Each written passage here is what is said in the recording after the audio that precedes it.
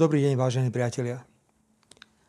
15. mája sa ma v Handlovej pre moje politické názory pokúsil zavraždiť aktivista slovenskej opozície. Skvelý zdravotnícky tím v Rooseveltovej nemocnici v Banskej Bystrici zabránil najhoršiemu. Teraz sa už rovnako kvalitne, ambulantne o mňa stará nemocnica svätého Michala v Bratislave. Ak všetko pôjde optimálne, postupne by som sa do práce mohol vrátiť na prelome júna a júla. Je na čase, aby som urobil prvý krok a tým je odpustenie. Necítim žiadnu nenávisť voči neznámemu človeku, ktorý ma dostrieľal. Nebudem voči nemu vyvíjať žiadne aktívne právne kroky ani žiadať náhradu škody.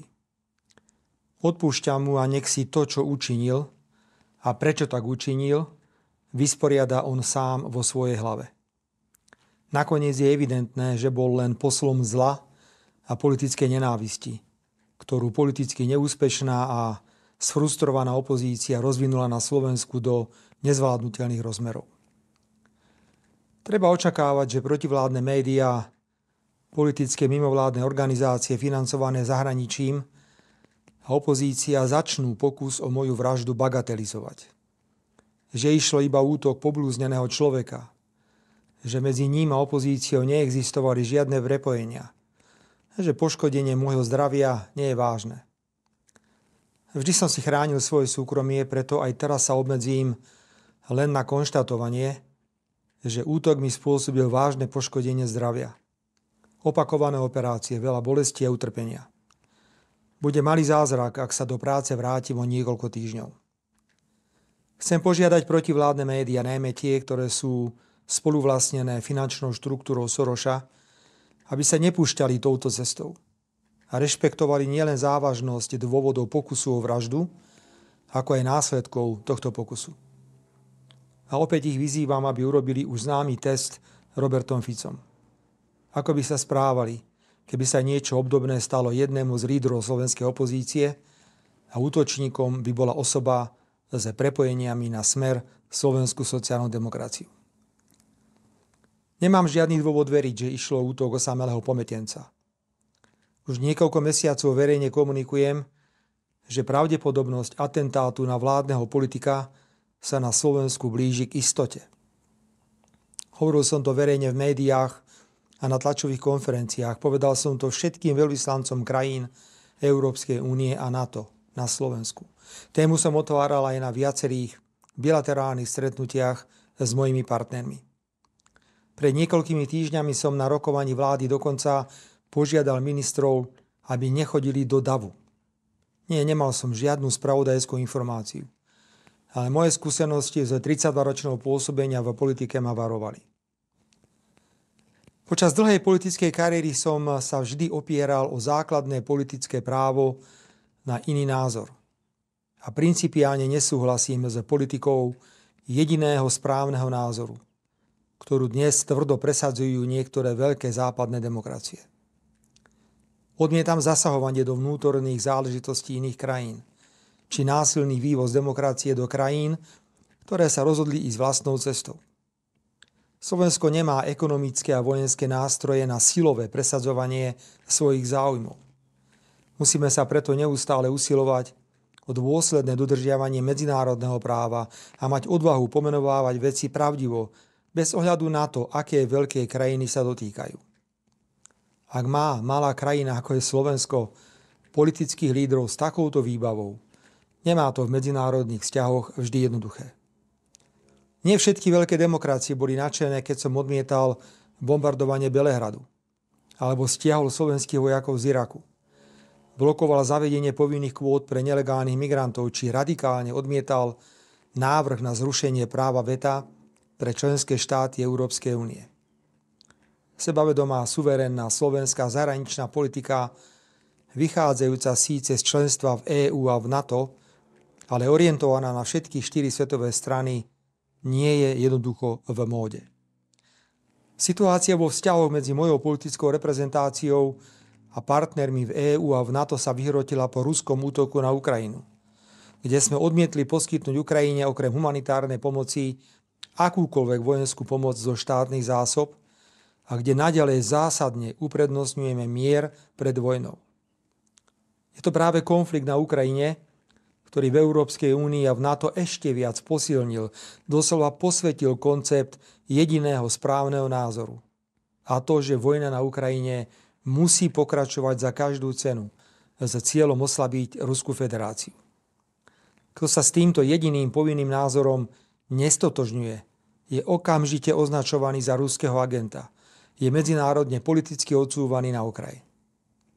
Je to kruté konštatovanie, ale v Európskej únii prestalo existovať právo na iný názor. Po vyhratých parlamentných voľbách v septembri 2023, keď sa Smeru slovenskej sociálnej demokracii podarilo zostaviť štvrtú vládu, začalo dochádzať k absurditám. Strana európskych socialistov, ktorej je Smer dlhoročným členom, namiesto blahoželania k víťazstvu v voľbách pozastavila Smeru členstvo, preukázateľne pre iné názory na vojnu na Ukrajine a našu veľkú rezervovanosť pri podpore extrémnych názorov v etických otázkach. Počas zasadnutia V4 v Prahe došlo k pokusu, našťastie neúspešnému, rozbitie tejto významnej štruktúry regionálnej spolupráce s odôvodnením, že Slovensko a Maďarsko majú na niektoré medzinárodné témy iné názory. Nevôľa niektorých veľkých demokracií rešpektovať koncept suverénnej a sebavedomej slovenskej zahraničnej politiky sa stala vodou na mlyn slovenskej opozícii, ktorá sa v roku 2020 dostala k moci po tom, čo hrubo politicky zneužila doteraz nevyriešenú vraždu novinára a jeho priateľky proti mojej tretej vláde v rokoch 2016 až 2020. Vláda, ktorú v rokoch 2020 až 2023 vytvorila opozícia, sa plne podriadila záujmom veľkých krajín. A predovšetkým po začatí vojny na Ukrajine okamžite prijala koncept jediného správneho názoru a doslova vyrabovala slovenské ozbrojené sily.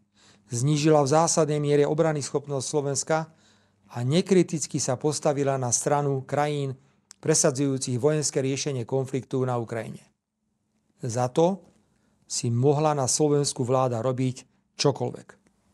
V rokoch 20 až 23 došlo k masívnemu zneužívaniu trestného práva na likvidáciu opozície.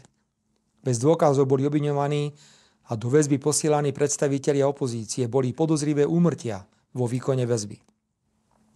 Ako opozičný líder som bol 4-krát bezdôvodne obvinený za politickú činnosť. Celé 3 roky sme upozorňovali Európsku úniu na situáciu na Slovensku. Nepadlo však ani jedno jediné slovo kritiky na adresu kvality právneho štátu na Slovensku a na vyčíňanie vlády pri zneužívaní trestného práva na likvidáciu opozície. Nikto, ani na pôde Európskej únie, ani z predstaviteľov jednotlivých veľkých západných demokracií sa ani len nespýtal na úmrtie advokáta Krivočenka, generála Lučanského, na preukázateľne zmanipulované trestné konania. Pre veľké demokracie bolo podstatne viac ako právny štát dôležité mať na Slovensku k dispozícii politické sily, ktoré boli a sú pripravené urobiť čokoľvek pre cudzie záujmy, aj keď je to v príkrom rozpore so slovenskými národnoštátnymi prioritami. Po parlamentných voľbách v septembri 23, keď Smer postavil štvrtú vládu, opätovne so svojimi koaličnými partnermi potvrdil politiku suverénnej a sebavedomej slovenskej zahraničnej politiky orientovanej na všetky 4 svetové strany. Súčasná opozícia, povzbudená ochranou rukou veľkých demokracií v rokoch 20 až 23, pokračovala v útokoch a obviňovaniach vlády. Vedela a vie, že presadzovanie práva na iný názor a sebavedomej a suverénnej slovenskej zahraničnej politiky nemá oporu v medzinárodných organizáciách, ktorých je Slovensko členom. A súčasne dávala a dáva jasne najavo, že je zástancom jediného povinného názoru. Je za vojnu na Ukrajine, je za zrušenie práva veta, považuje Rusko a Čínu za smrteľných nepriateľov. Od volieb v septembri 23 stúpajúcej a dobre živenej opozičnej agresivite preto opäť nikto nenastavoval zrkadlo ani médiá, ani mimovládne organizácie, ani hlava štátu, ani Brusel či NATO. Fyzické vyhrážanie sa významným vládnym politikom, ako to bolo napríklad v prípade poslancov Národnej rady Erika Kaliňáka a jeho manželky, či Ľuboša Blahu sa preto pre agresívnych predstaviteľov opozície stalo akceptovateľnou normou. Nenávisť a agresivita súčasnej opozície, krytá a tolerovaná mienkotvornými médiami, mimovládnymi organizáciami financovanými zahraničím a žiaľ bez akejkoľvek reakcie medzinárodných organizácií vyvrcholila po úspešných prezidentských voľbách koaličného kandidáta Petra Pellegriniho na jar tohto roku. Bratislavská kaviareň agresívne, často aj fyzicky, útočí na vládnych predstaviteľov. Opozícia vysiela na oslavy štátnych sviatkov platených provokatérov, ktorí hrubo urážajú ústavných činiteľov. Herci potom, čo politicky vystúpia na opozičných mítingoch, útočia na vládnych predstaviteľov počas divadelných predstavení alebo sú hrubo zneužívané priame prenosy RTVS. Opozícia neprejavuje žiadny rešpekt k výsledkom demokratických parlamentných volieb, k autoritám. A treba dodať aj to, že vláda Smeru nepristúpila po parlamentných voľbách v septembri v roku 2023 k žiadnemu očakávanému revanšu za vyčíňanie opozície v rokoch 2020 až 2023, keď bola vo vláde. Vážení priatelia, 15. maja v Handlovej to teda nebol útok nejakého pometenca. Opozícia zneužíva to, ako veľké demokracie presadzujú jediný povinný názor v zásadných zahranično-politických otázkach a odmietajú suverénne postoje malých krajín. Vo vnútroštátnej slovenskej politike sa to prejavuje tak, že akékoľvek násilné a nenávisné excesy proti legitímnej vládnej moci sa na medzinárodnej úrovni tolerujú bez akéhokoľvek komentára.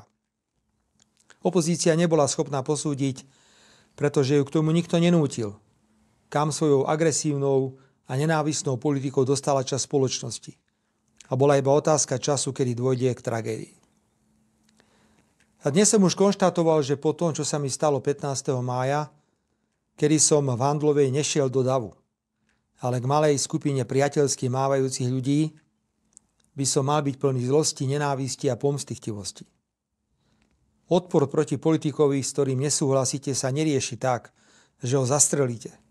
Naopak, rád by som vyjadril presvedčenie, že všetka tá bolesť, ktorou som prešiel a prechádzam, poslúži niečomu dobrému. Ľudia mohli na vlastné oči vidieť, aká hrôza môže nastať, ak niekto nie je schopný demokraticky súťažiť a rešpektovať iný názor. Ani ja nie som žiadny politický anjel, viem byť veľmi tvrdý. Ani vlády, ktoré vediem, neboli a nie sú dokonalé, určite by sa mnohé veci dali robiť inak. A práve ponuka robiť veci inak a lepšie, mať iné názory, musí byť elementárnym základom akejkoľvek zmysluplnej demokratickej súťaže. Ponukou nemôže byť oponenta bezdôvodne zatvoriť alebo zákrene zabiť. Nad týmto sa opozícia bude musieť zamyslieť. Ak zotrvá na svojom súčasnom nastavení, hrôza z 15. mája, ktorú ste všetci mali možnosť vidieť prakticky v priamom prenose, bude pokračovať a budú ďalšie obete. Nepochybujem o tom ani sekundu.